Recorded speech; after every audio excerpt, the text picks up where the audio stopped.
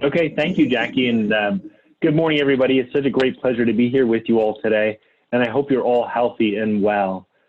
Today's topic is an exciting one. It's volunteer vacations in the Sendero Pacifico. And we've got two very talented guests that are going to give us a great tour. For many of you that don't know, the Bruce Trail is also part of the World Trails Network, and we've got 9 friendship trails around the world. The Bruce Trail is a world-class trail system. For those of us that have been hiking our entire lives, maybe you didn't know that, but today we're going to hear about that. And again, my role today, I have the easy part. I just get to introduce our talented guests. So first, I'd like to welcome Nat Scrimshaw. Nat is the World Trails Network America's chair and has been an active trail steward for over 40 years in both New England and Central America. Nat served as the executive director of the Monteverde Institute in Costa Rica from 1993 to 1995, and then again from 1998 to 2005. And before leaving Monteverde in 2005, Nat envisioned a network of trails connecting communities and protected areas between the Monteverde cloud forest and the mangroves in the Gulf of Nicoya. In 2011, in Costa Rica, Nat continued to support the Sendero Pacifico and other trails, including the Camino, and also established the World Trails Network Friendship Trails between the Sendero Pacifico and the Bruce Trail of Canada, and the Sendero Pacifico and the Lebanon Mountain Trail. Nat is also a member of the board of directors of the World Trails Network International and co-chair of the World Trails and Sustainability International Task Team. Nat balances his work in Costa Rica with projects in the White Mountains of New Hampshire, including his role as Appalachian Mountain Club adopter of the Franconia Ridge Trail, which is part of the 3,500 kilometer Appalachian Trail. So absolutely excited to have you and welcome Nat. That's a wonderful resume. And we also have an amazing guest with us today. We've got Rossetti. And Roz arrived in Canada, specifically in Sudbury, Ontario, in April of 1971 for a 1-year stay, and she remains in Canada by choice after 49 years. Her English parents were keen hikers from an early age, and Roz and her siblings were taken on weekend hikes in southern England and further afield in Britain on Easter and summer holidays. Roz and her husband, Mike Osborne, joined the BTC in 2003, having found their way to the beautiful Beaver Valley area a year earlier when searching for a place to live in their retirement. In the fall of 2009, Roz joined the Beaver Valley Bruce Trail Club Board of Directors as treasurer, and 4 years later, she was persuaded by Joelle Martin, who's in the picture on the screen, to become president and remain in that role from 2013 to 2016, ably assisted by the talented Jill Smith-Brody as vice president. Roz is still active on the board as the club's past president. On discovering the Beaver Valley Club was one of the 3 Bruce Trail clubs without a friendship trail, Roz actively sought a way to remedy this. With Jackie Randall's expertise, a section of the beautiful Falling Waters Trail was identified as a suitable connection and was made with Nat Scrimshaw of the World Trails Network and the Sendero Pacifico early in 2015. Nat came north for the grand opening of the twin friendship trails, and in June, Roz traveled south for celebrations in St. Louis in July of 2015. It wasn't until Roz went to Costa Rica that she learned of Nat's vision to extend the Sendero Pacifico all the way from the mountains of Monteverde to the mangrove forests in the Gulf of Nicoya on the west coast of Costa Rica, a distance of about 50 miles. In the true spirit of friendship, epitomized by the twinning of the trails, Roz offered to organize a volunteer vacation for a group of BTC trail workers to assist with making Nat's vision a reality. The venture proved so successful that since then, 5 more groups comprising of 63 volunteers with representation from all 9 Bruce Trail clubs have given their time, effort, personal finances to join Nat and members of the small community of St. Louis in making their dream come true. And what a beautiful story, and welcome, Roz. So I'm really looking forward to hearing today's webinar, and welcome to you both. Thanks so much. Thank you, Michael. And thank you, Roz, for being here. It's my pleasure, Nat. And I'd like to say hello to everybody, and a particular hello to those of you who've tuned in and having had the pleasure of being a past participant as a volunteer and a hiker on the Sendero Pacifico. I wish I could see you, but you're certainly all in my thoughts, as I know this presentation is going to spark very many happy memories for me. Back to you, Nat.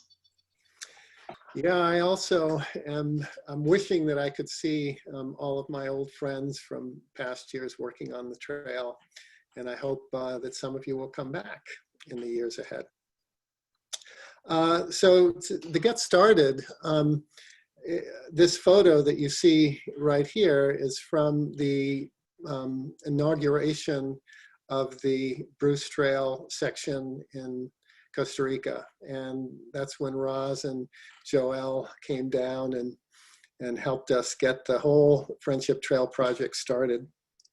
This is standing in front of the kiosk, the special kiosk that we built that was partially funded by Bruce Trail donors that you can see indicates the Friendship Trail with the Bruce Trail in the background.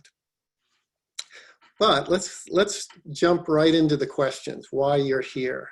You're obviously interested in either some sort of volunteer work in Costa Rica, or possibly just hiking the trail. And you've sent in a series of questions, and we're going to go through some of those questions. And the first one is, what does volunteer mean in this context? The work that we do is pretty basic trail work, and I'm sure that many of you have done this kind of trail work before. It can include simply clearing the trail of vegetation. It can also be building new trail. The photo that you see here actually shows a new section of trail that we built just this last February, going between San Luis and Veracruz. And it includes making a nice tread that you can easily walk. We also build water bars and steps that are for erosion control in different times. Some of the work is pretty challenging, but it's all doable and you can learn it very quickly. I don't know, Roz, you've done this a number of times. If you want to share anything about the trail work experience. I certainly have helped on 3 occasions now, and I'm no spring chicken, and I hadn't actually done any trail work beforehand. And as Matt said, there's possibilities for all levels of ability. And I found it very enjoyable and very rewarding, particularly at the end of the day, to see the results of one's efforts. So I think if you're willing, there'll be work for you to do. In terms of the programs that we're running, they are between 8 and 9 days. And what's important to mention is that that's the days of programming, and there's also a day of travel on either end. But we have 2 kinds of trips that we're organizing this year. One is the volunteer vacation, or what we're calling volunteer adventures. And the other is a hiking expedition. One of the exciting things is that we have completed the Sendero Pacifico from the cloud forest to the coast, so we can now hike the entire 50 kilometers, and we want to make this opportunity available to people. And that gets to the question of how far is the trail now? That was something that many of you asked. It goes all the way down to the coast. We've been able to complete the trail. There are some sections that still need work. There are sections that require a guide, but it is now possible to be able to hike the entire length of the trail. And some of you asked, where is the trail in the country? So if you look at the red circles, which indicate the reserves of Monteverde, the 2 major reserves are the Bosque Eterno de los Niños, the Children's Eternal Rainforest, and the Monteverde Cloud Forest Reserve. They're the two largest private protected areas in Costa Rica. And then we go all the way down to the mangroves in the Gulf of Nicoya.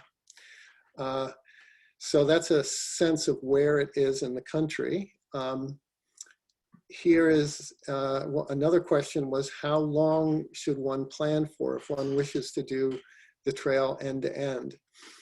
This last February, I walked the entire trail 3 times, and we have a pretty good sense of what's a good sequence.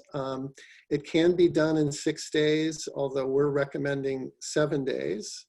And it includes spending a couple days up in the Monteverde San Luis region, and then at the very end also spending an extra day to do some exploring of the Gulf of Nicoya, of the mangroves.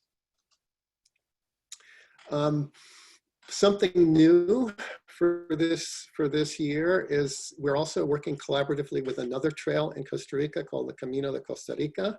That goes across the entire country from coast to coast, 280 kilometers. That can be done in 16 days, but you can do it in week-long sections. We're not going to be doing any hiking trips on the Camino this year, but we are hoping to do some volunteer vacation work in the Camino. Very exciting because the Camino de Costa Rica goes through some indigenous people's lands, and we're collaborating with the Cabacar people to do some trail work in their territories. The other option that you have is to simply travel to Costa Rica on your own. You obviously don't have to go with the World Trails Network Americas. You could hike the trail yourself, hire a guide and hike the trail yourself, or you could just spend a few days in Monteverde. There's a nice series of trails in the Monteverde San Luis area. I've put up here a map that shows some of the trails. And if you look right below the Bosque Eterno de los Niños, there's an area that's called Finca Verdana. And that's the location of a new fuel station and also a lovely series of trails, most of which were built by Bruce Trail volunteers. Roz, I don't know if you want to mention anything about what being in San Luis is like, or just hiking in San Luis. Oh, being in San Luis is a wonderful experience. It's a small community, about 400 people, I think, Nat? Yep. With warm, welcoming, generous people. It's actually located in a valley, quite a steep descent from the Monteverde Cloud Forest area, a very protected area. The hiking is challenging. There's very few places where it's level hiking. You're either going up or down the surrounding mountains, but you take your time. And certainly I was one of the slower ones, but I always got there in the end. And the views from the tops of the hills, the mountains, are fantastic. From the mountains behind San Luis, you can actually see on a clear day the Gulf of Nicoya. Just spectacular views, wonderful hiking. So what's the cost? So in 2020, the program fees for both the volunteer programs we did and the hiking programs we offered were in the $900 range. And Roz can comment more on the airfare, but airfare, it looks like is usually between $650 and $900 Canadian. It's important to mention that while all of the program fee pays for all of the costs for the program, you do need to arrive a day ahead of time, and usually you need to spend a night near the airport. So there is the additional cost of the nights at the airport. Also, while you're in San Luis and the other communities, you may want to buy some crafts or souvenirs. There are some optional activities that are additional costs, and these are things that we'll list in the itinerary, so it's very clear what any additional costs might be. Now, for 2021, what we're hoping to do is to keep the costs for any volunteer programs that are associated with the Sendero Pacifico and the hiking on the Sendero Pacifico to that same $900 range for about 8 days. However, the new program that we're working on the Camino de Costa Rica is a little bit more costly, in part because of a little bit higher standard accommodations and also transport fees. So it could be up to $1,200, but we're still working on the budget for that. Roz, do you want to mention anything else about other expenses that you had, or the cost of the program? No, I think you covered it, Matt. It's certainly worth taking a bit of money along for incidental expenses to purchase goods in San Luis. Credit cards aren't readily accepted in that small community, whereas they are elsewhere. So the American dollars are typically used as for cash transactions. In fact, they're welcomed by the locals. Now I'm sticking that on the name of the local currency. The colon.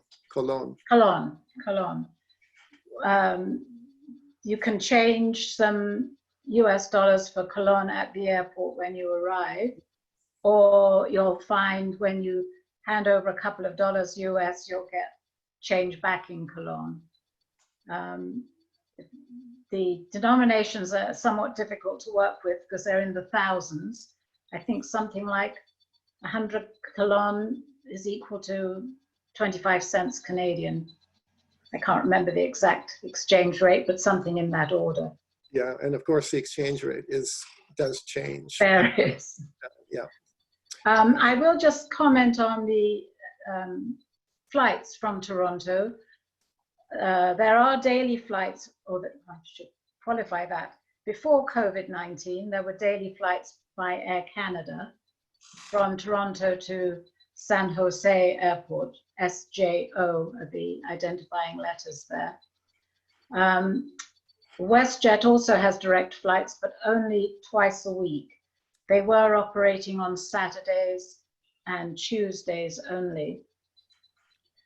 And so in the past, the World Trails Network, and that specifically, arranged programs so that they accommodated those who wish to travel by WestJet. What will happen when flights get back up and running, I don't know. I imagine Air Canada at least will be continuing their daily flights. They leave late afternoon and get in around 9 o'clock in the evening, they used to, which is why you have to arrange to stay overnight, because the drive to the San Luis area is a good 4-hour drive, and the transportation is by locally operated companies. So the driver, and generally Nat or his assistant, come down by bus from San Luis that morning, 4-hour drives down, collect us all, and pack up we go. So it's a full day taken with transportation. I've lost my train of thought now. Well, I think you. As regards accommodation, we certainly have a list of hotels that we can recommend, either American style around the airport, or, in my opinion, much preferable, locally run hotels in Aloeja, which is about a 10-15 minute cab ride from the airport. And all the local hotels local to the airport will arrange to have a cab sent to the airport, and they'll hold your name, as they do at most airports, on a card, so that all can go very smoothly, the changeover from arriving at the airport to arriving at the hotel. Back to you, Nat. Sure. There were more questions about costs, which essentially we've mostly answered, but it's, again, to reiterate that once you're in the program, all the lodging and transport expenses are covered in many of the activities. But again, to remind you that the first and last night there will be hotel and taxi transport expenses. So a few of you asked questions about, whether you're too old. The answer is no. We've had participants that are in their 80s, nobody in their 90s yet, but in their 80s. And the most important thing is that you're physically, comfortable and fit, that you're ready to work and hike. Obviously, even old gray-bearded people like me are able to do the work. I think we have another question related. Yeah, so there's physical fitness. It's, again, there isn't a minimum age. You do want to have, be physically fit and have the ability to work.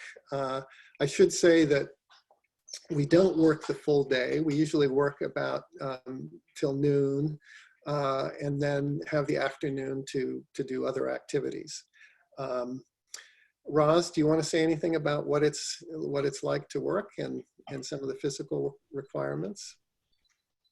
I will. Just before then, Nat, I feel a need to correct you. Unless things are going to change, the liability requires the BTC World Trails Network liability waiver, which every participant has to sign before participating in the program. It does specify a minimum age of 18 at the time of the program. So sorry. I think you said there was no minimum. I was thinking maximum age. I'm sorry. Yes, there's not a. There is a minimum age of 18. Yeah, but no maximum. Yeah. Thank you. I touched on the fitness and the type of work earlier. I think rather than the difficulty of the work itself is the hiking. It is steep terrain, and you do have to hike into where the work is going to begin on the trail, and that can involve carrying the tools. It depends whether or not there's a safe place to cache them overnight after the end of a day's work. As Nat said, the work starts in the morning. There's a good break for lunch, a good half-hour. Lunches are provided by the program, so you get to bring in your packed lunch. And maybe this is now the time to mention, as far as water. You will need water during the day, not just for your lunch break, but it's not so much the temperature. It's quite a temperate climate because you're up in the hills, but it's the wind. Although, Nat, I know you're trying to organize programs out of the windy season, I found that the wind made me thirstier rather than any heat, and just the exertions of the job. But after a good lunch break, then we would work another couple of hours. And I don't know, depending where the work sites are now, but we would end our day of work with a wonderful cooling dip in the nearby river. It was very refreshing and enjoyed by all. And then we'd be taking the bus or the minibus back to our accommodations for a very relaxed evening before getting up next day and going back out. One thing that we do have now is just a simple medical form where you can indicate if there are any medical issues that you have. It could be a bad knee, or if you have any heart problems. And it's important to be aware that we, for some of the time, we may be a number of hours away from a medical facility. So, you know, if you do have any medical concerns and issues, it's important that you've talked to your doctor about them, and also we're aware of it so that we can make sure that we keep you healthy and safe. So in terms of vaccinations, what the World Trails Network Americas does is we recommend that you go to the US Center for Disease Control webpage and look for any health alerts there might be and vaccine recommendations. There are a number, that, you know, there's hepatitis A, hepatitis B, typhoid, tetanus, things like that. But you can see the list, and if it's updated at the US CDC. I'm not sure if Canada has something similar.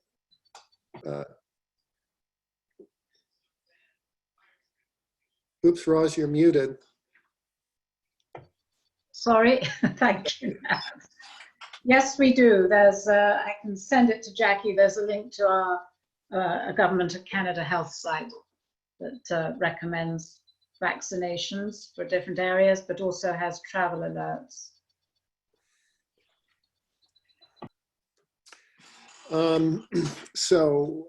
Related question to health insurance. We do require that everyone has some sort of travel medical insurance policy.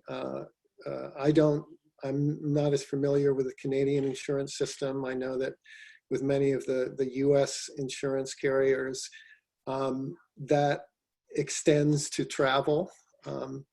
But it's important that you do have some insurance that will work in Costa Rica.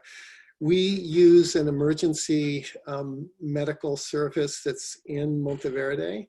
We haven't had to use it very often, but we have had a couple times where we brought people there. And they are very good. They're private. They're not part of the public healthcare system. And they're very good at knowing how to process insurance claims, as well as providing very good medical care. Is there anything else you might want to say about insurance, Roz? Or? No, Nat, I think you covered it. Yeah. What are the insects we should be aware of on the trail? I put it under health and safety, but it also could be a question for a naturalist. One of the more exciting things, and for some people maybe terrifying things about Costa Rica, are the millions of species of insects that there are. It's really a quite wonderful place to be if you're interested in insects. And most of these are benign and fun to see. There are the same kinds of biting insects that you find in Canada. You know, things like mosquitoes and black flies and ticks and chiggers and sandflies, and there's some other biting insects. And we do recommend that you bring some kind of insect repellent. And when we're hiking in the lowlands, there is, and hiking through some pastures, there is an issue of ticks. There are these very small seed ticks. They're actually the size of little pinheads. And they don't carry diseases, thankfully. It's not like here in New England where we have the Lyme disease. That's such a problem. But, you know, they're itchy. If you go to, you know, the CDC website, you might see there is dengue and malaria and some other insect-borne diseases that flare up from time to time. And you can find out where that's occurring and if it's occurring. Fortunately, Costa Rica does a very good job of controlling things like dengue and malaria outbreaks. They have an excellent public health system. But yes, there are some biting insects and there are some diseases that you need to, you know, be aware of. Having said that, living in New Hampshire, and I'm not sure what it's like in Canada, I've never experienced anything in my decades of traveling and living in Costa Rica that is like black fly season in New Hampshire. So it's interesting that I have never experienced the same degree of biting flies as I do in the north. What about you, Roz? Did you find much of a problem with the biting flies? Or? I didn't. The only thing I've suffered from, and it really wasn't suffering, it was more a surprise and the bot fly. yes. About 2 weeks, I think, after I'd returned from my second trip down, the trip and when I'd been involved in trail work, this funny looking white worm appeared out of my leg. It was about the size of an inchworm. So I immediately emailed Nat saying, what's going on here? And he congratulated me on having given birth to a botfly. It was not painful. It was just more of a surprise than anything, and no lasting effects. I know some others in the groups I've been with were bothered by, I think it must have been a sort of mosquito up at the Vera Cruz albergue, Nat. They were black flies. Oh, they were black flies, okay. Black flies, yeah. Some suffered, some didn't, much the same as in Canada. There are those who are more prone to mosquitoes than others. But I personally was never bothered. No insects bothered us where we were working. Again, in large part when you're in the mountains, there's usually a very pleasant breeze, sometimes even a wind, and that keeps the bugs away. Back to you, Nat.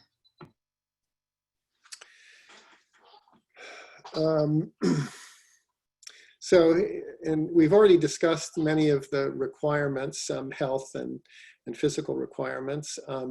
There was this question about, is Spanish necessary or helpful?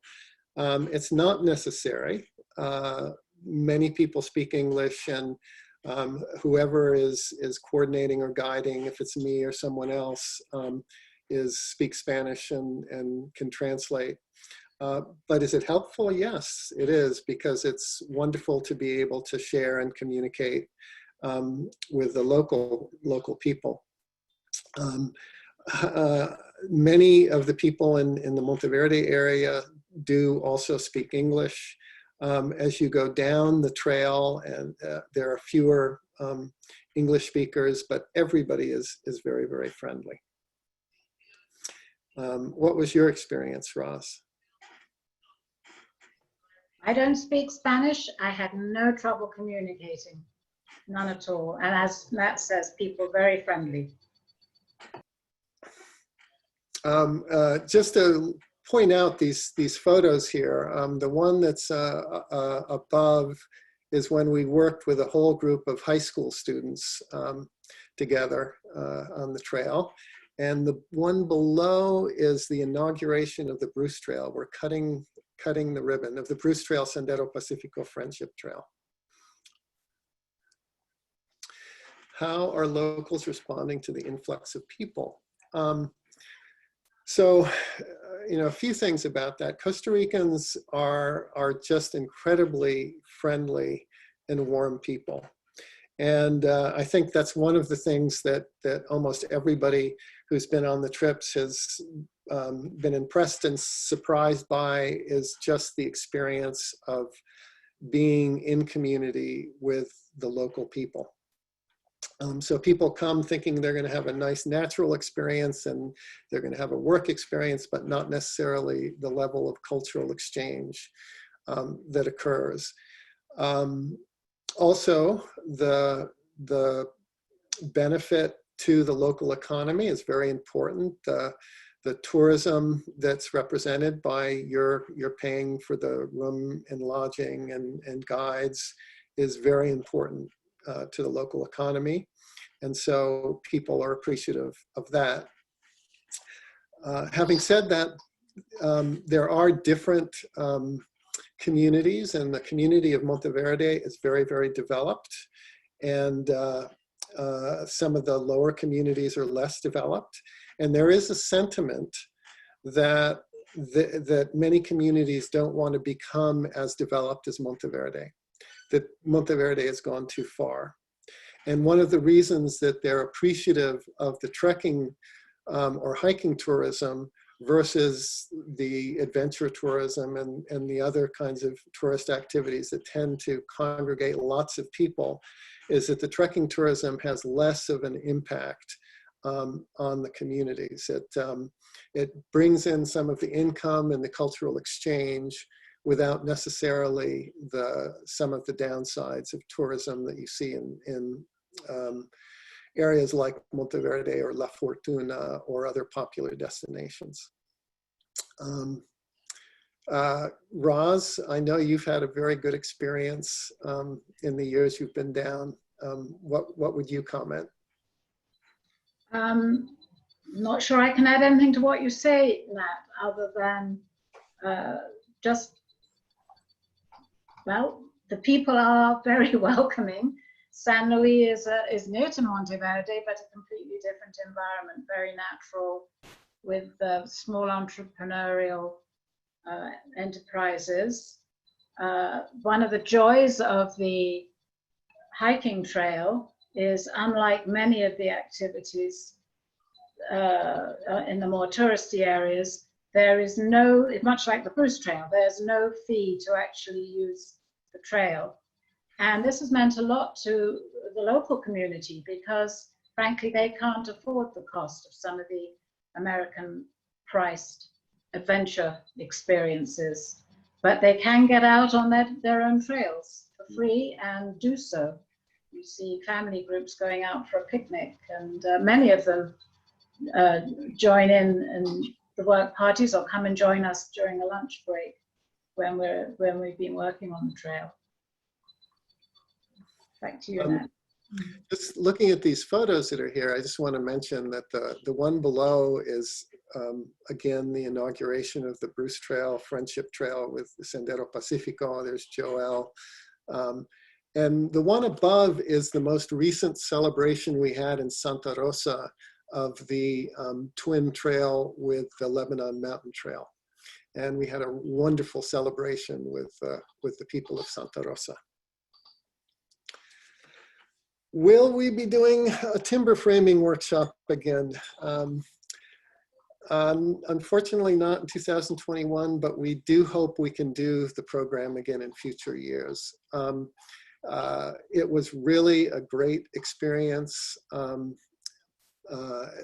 difficulty is it's a lot of work in terms of getting materials together and the logistics of getting the materials to the site.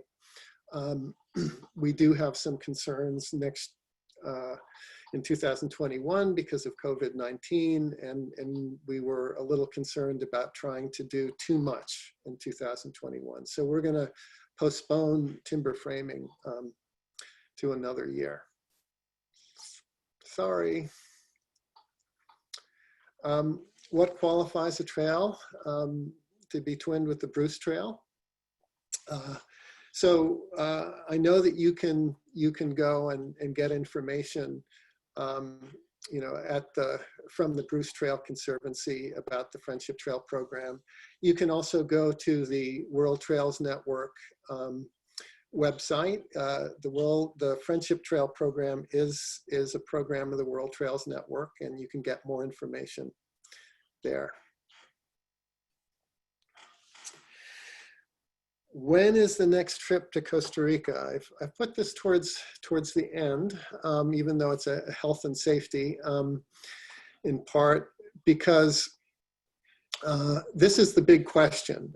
We are planning to have programs in March and April. We've not set the specific dates. We will set those dates by June 1.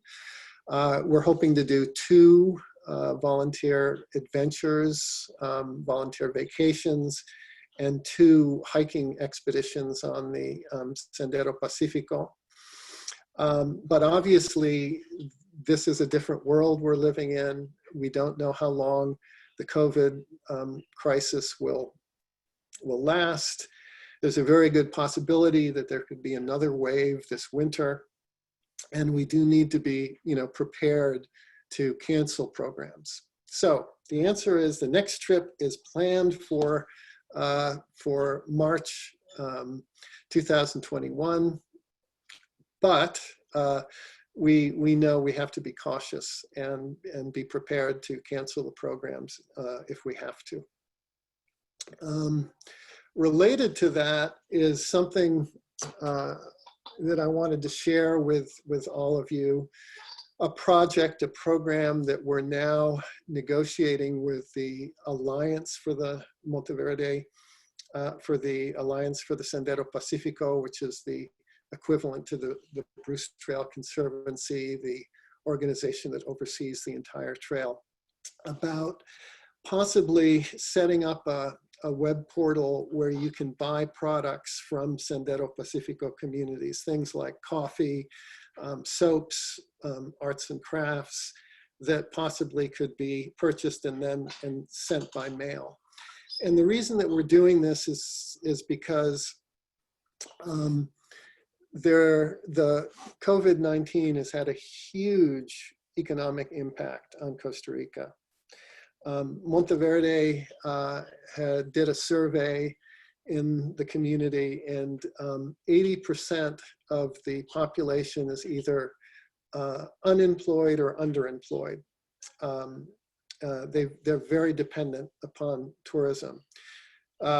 So what we'd like to do is to keep the connection, even if we're not hiking the trail, even if we're not working on the trail because we can't travel to Costa Rica. We'd like to support our friendship trails in some way. And one way would be to be able to purchase some products and get some income into the communities. So if anybody's interested in that, I can get the sort of contact information to Jackie. But essentially contact me, and I'll be in the next couple months discussing with the Sendero Pacifico Alliance about how we could get this program going.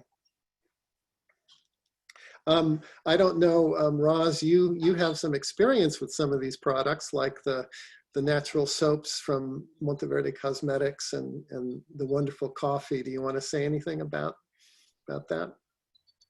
I do. They're excellent products. They really are. They're produced locally by small family-run enterprises. I'm not going to say any more on that because I am keeping an eye on the time, and I know you've got a wonderful end to your PowerPoint presentation that actually walks us down the length of the Sendero Pacifico from San Luis to the Gulf of Nicoya. So on you go. Let's go. So hiking the Sendero Pacifico. One of the things that I'm very excited about is the fact that just this last year, we were able to complete the trail from the cloud forest to the coast, going from the Continental Divide in the Monteverde Reserve area to the Gulf of Nicoya. And so I'm going to just very quickly go through day by day what that means. So in our hiking adventure that we're organizing this year, obviously we start by arriving at the airport in San Jose, but quickly get you up to the Monteverde San Luis area, where you have the beautiful views looking down. Hopefully we'll get you there by sunset, and you can see looking down to the Gulf of Nicoya, to the place that is the home of rainbows. It's just an incredible place to be. And then the next day, we give an opportunity to spend some time in Monteverde. Many people like to go and visit the Cloud Forest Reserve, which is spectacular, but also we can visit some local artists. In the slide above, that's Lucky Gwindon, who is one of the original Quaker settlers in Monteverde. That's a whole history that you'll learn about when you visit. We also visit the Monteverde Institute. There's a monkey, white-faced monkey that is also studying at the Monteverde Institute below. Then we have a day to spend in San Luis, the community that many of you have spent so much time working on. And it includes visiting Zelmi's Pizza, this wonderful local business, the Cosméticos Monteverde, the soap, local soap factory that I just mentioned, visiting coffee farms, and eventually making our way to the San Luis field station and spending a night there. Again, another note, the bridge that you see above, these are all photos from this last February when I hiked the trail. We have some of the Lebanon Mountain Trail Association members hiking across the bridge that many of you helped rebuild after Hurricane Nate. And then on day 4, we make our way across the mountains to Veracruz. Many of you will remember that, that windy hilltop that's in front of you. We did a wonderful job this year of building a new trail that winds its way up, avoids the windiest parts, and makes for a much safer ascent over the mountain. And then a night in Veracruz with the family that many of you have gotten to know so well, Dina, Jose, Dylan, and Jenner. Those are on the left, the 4 that host us while we're there at the Albergue Veracruz. And then what is new to most of you, because the trail never went beyond Veracruz before, on day 5, we hiked to the newest community on the Sendero Pacifico, which is Santa Rosa. And just before we get to Santa Rosa, we arrive at this beautiful waterfall, which has a pool that is, I'd say it's about 15 feet deep. Where that boy is sitting, you're able to jump off if you dare into the water. It's plenty deep enough. A lovely, lovely place to swim. And Santa Rosa is a really nice little village that's up in the mountains, and it's also the home of a lot of honey producers, honey apiculturas, who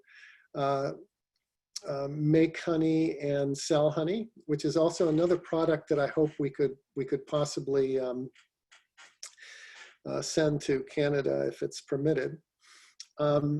And here where we would be in homestays, it's a slightly different housing arrangement, but we have a number of very nice families that host us there. The next day, we will hike through Guasimal. And for those of you who remember, there's the sustainability center there, and the fair, the country fair, where we can have lunch. There's a wonderful artist whose name is David Villalobos, who we will visit his gallery and be able to get a sense of other local products. Continue on across the Veracruz and Guasimal rivers, and we do some road walking at this point. It's rural back road walking, but it is road walking as we make our way to La Colina, another one of the newer communities. And this gives you a little bit of a sense of the bunk accommodations that you'll find along the way. And there's a brand new albergue in La Colina, which has a nice little dining area and a beautiful view to the Gulf. And then on day 7, we will hike to Costa de Pájaros, And again, making our way through various back roads and farms and crossing rivers. The photo below, you can't really see it, but if you see little black blobs in there, those are howler monkeys that are up in the trees. And also on our way to Costa de Pájaros, we'll have lunch at a group that's called the Mujeres Unidas de la Montaña de Coyolito, which is a women's cooperative. One of the interesting things about the lower part of the Sendero Pacifico, both Costa de Pájaros and Manzanillo and La Montaña de Coyolito, all of the groups that are the equivalent to clubs for the Bruce Trail are women's groups. And they're the ones who are organizing in their communities different economic activities to benefit their communities. So we'll stop and we'll have lunch at their community center. Again, above here, this is the recent trip we did in February with the Lebanon Mountain Trail Association and some other members of the Trails and Sustainability Task Team. And eventually we make it to the coast. We've made it all the way from the Continental Divide to the Gulf of Nicoya. And hopefully we'll make it by the end of the day and sunset. And then on the day 8, when we wake up in the morning, before we head back to Alajuela or San Jose, there's a chance to spend some time either at the beach or what we're recommending a boat tour of the islands and mangroves in the Gulf of Nicoya. The butterfly, there's also a butterfly garden where we'll actually be spending the night. And they organize boat tours, and they have this wonderful tour of the islands, and you can stop off at the islands, and there's some trails on the islands, as well as areas where there are wonderful bird watching in the Gulf of Nicoya. And there's also Playa Blanca, which is a small beach. So if you need your beach fix in Costa Rica, there's a chance to do it at the end of the trip.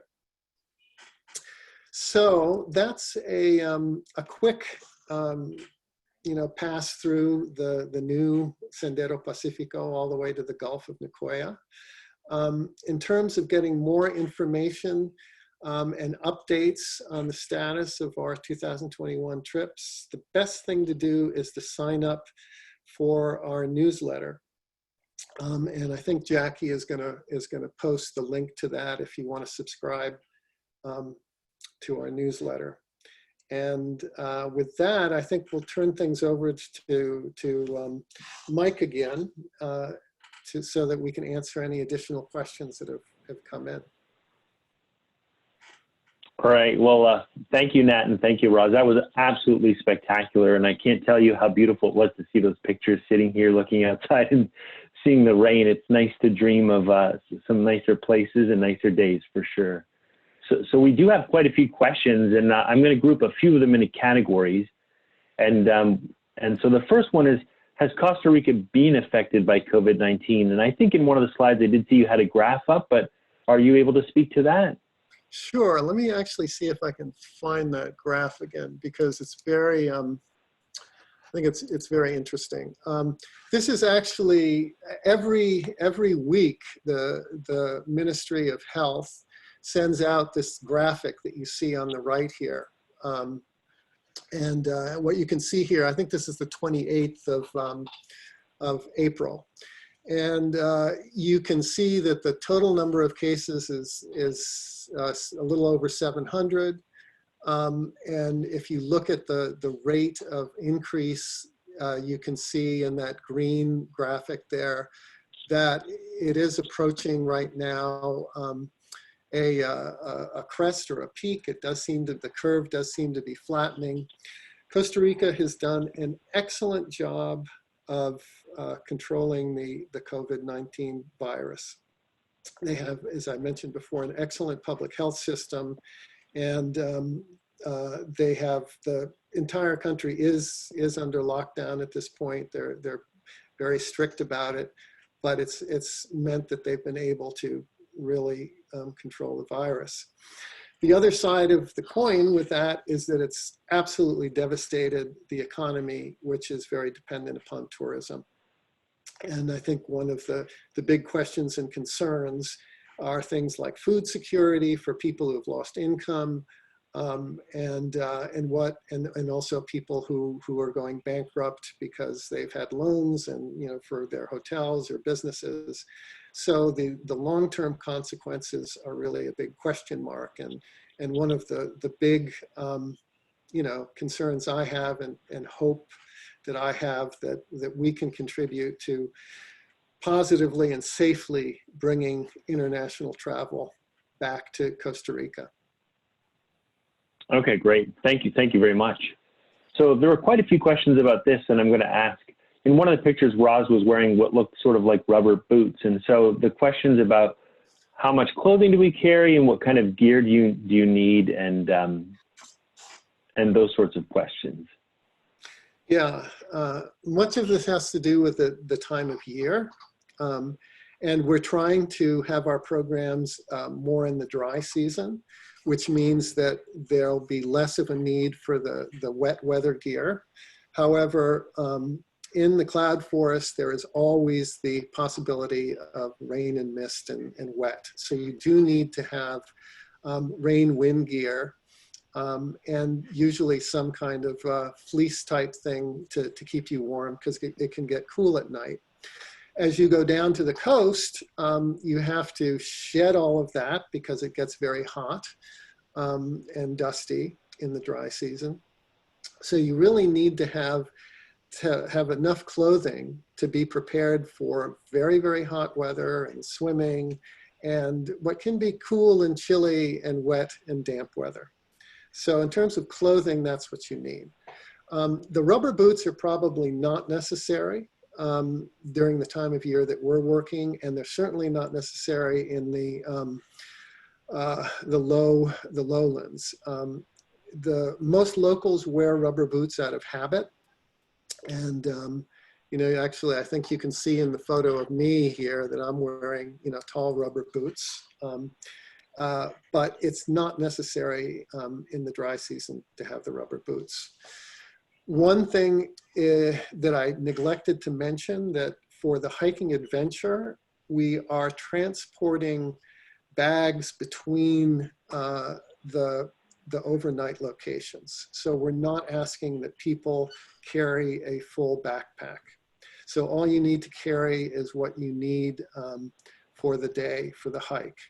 We're also having lunch. We're structuring the hikes so that rather than have lunch on the road, we have lunch at a destination. And that means that you don't have to carry a lot of food, although you do want to carry snacks. The most important thing in terms of the weight of anything in your bag is water. It's really important to have between 2 and 3 liters of water when you're hiking. Okay, great. Thank you so much. The next question is from Deborah and asks, are there snakes to be concerned about?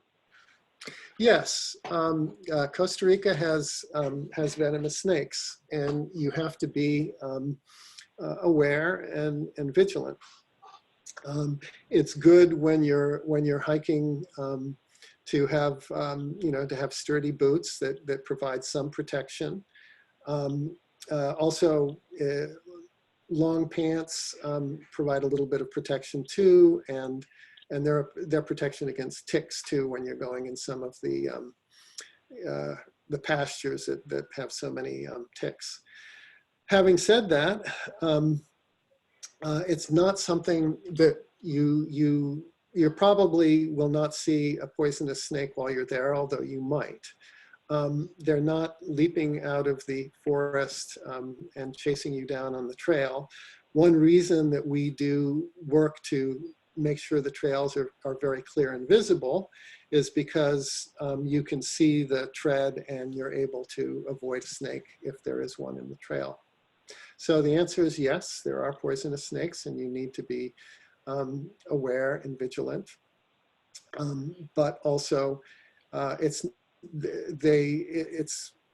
very possible that you will visit Costa Rica and not see a snake. Actually, I'm wondering, Roz, have you seen a poisonous snake in the 3 times that you were there? Never. Haven't seen any kind of snake.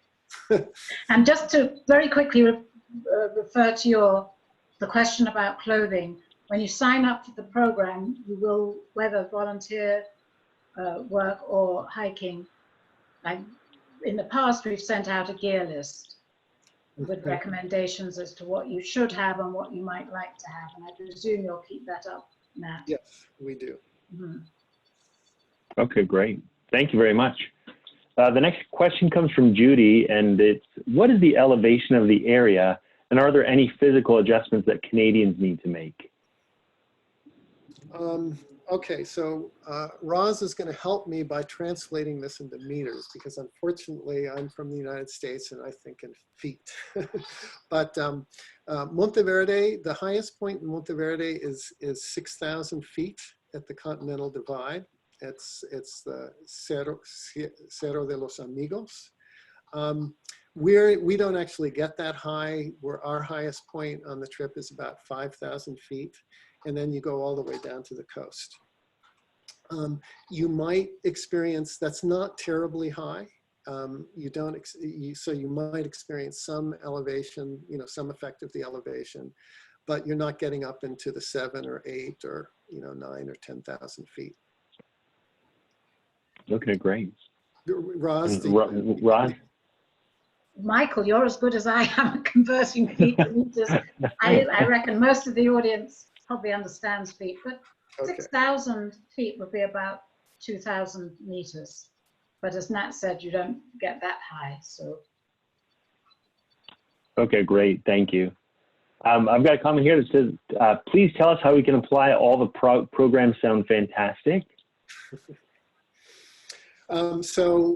We will have these programs by June 1st. We'll have them posted on our website and also announce them in our newsletter. The best way to keep track of what we're doing is to subscribe to the newsletter. And if, we don't send them out that often, so it's not too much of a burden in terms of receiving emails, but it's always easy to unsubscribe if you no longer want to receive them. Okay, great, thank you. I've got a question here. Can you get connectivity on your phone in these areas?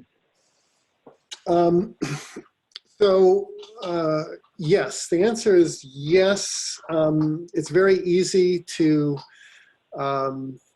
purchase a SIM, a little chip, well, you can't do it at the airport anymore, but in any supermarket you can get them. I don't know enough about the carrier plans in Costa Rica, whether you can get an international plan that will last a week or so. Most of the places that we are have some amount of cell coverage with some notable exceptions. Veracruz, the overnight, you don't get a cell reception there.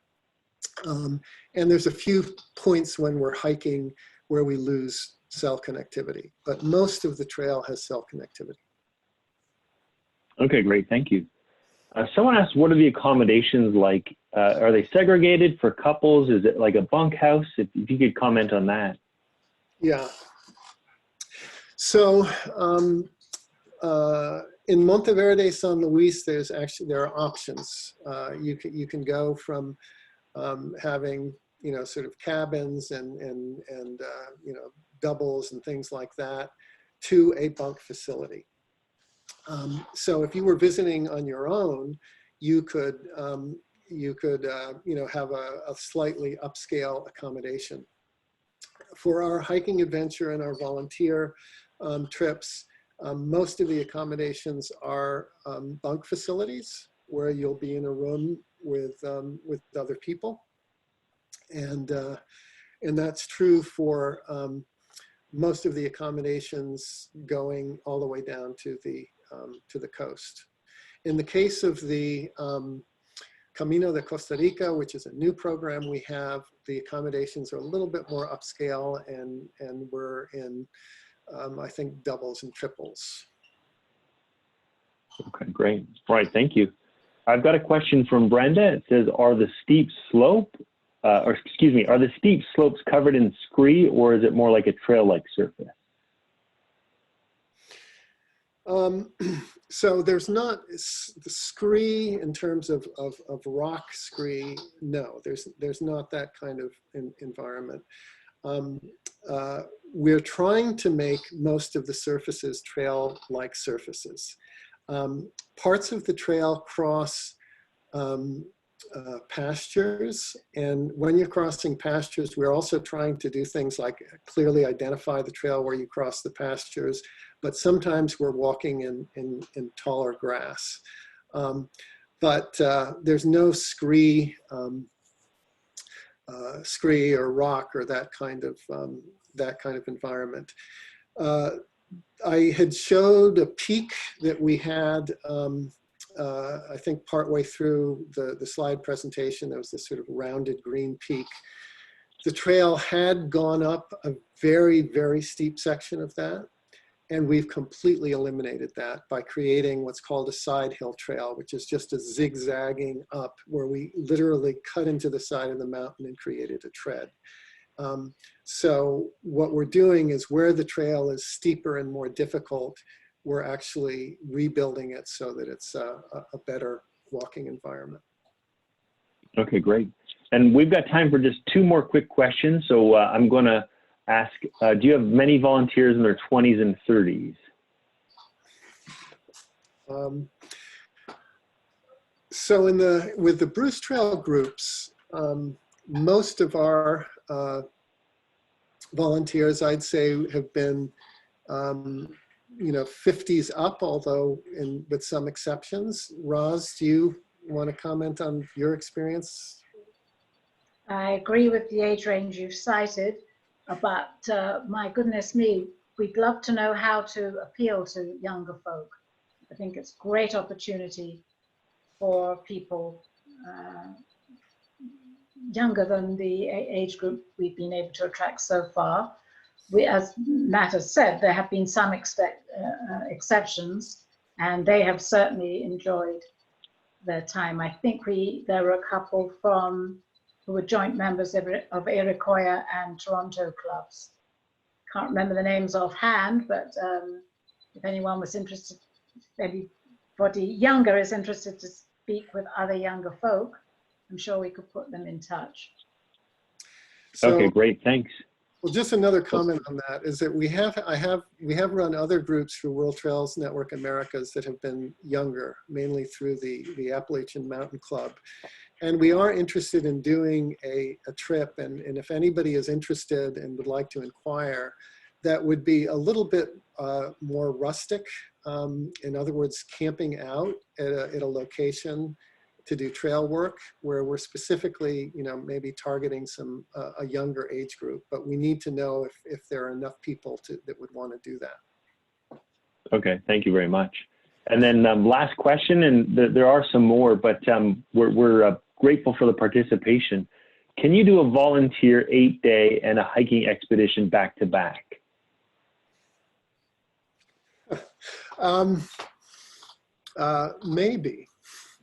Maybe. Okay. The fact that we haven't finalized the dates means that we could possibly, that could happen. So if we'll see what the final dates are and if that's possible. Okay. Well, thank you so much, Nat, and thank you, Roz, for an incredible presentation. You absolutely inspired a lot of people and answered some great questions. I know we'll provide this webinar for people to watch later on, and they'll also find a way to get any other questions that we couldn't answer over to you both. But thanks for all your support. Thanks for all you're doing for World Trails and connecting us all around the world. And thanks again for making time to be with your BTC family. So thanks and have a great day. Thank you. And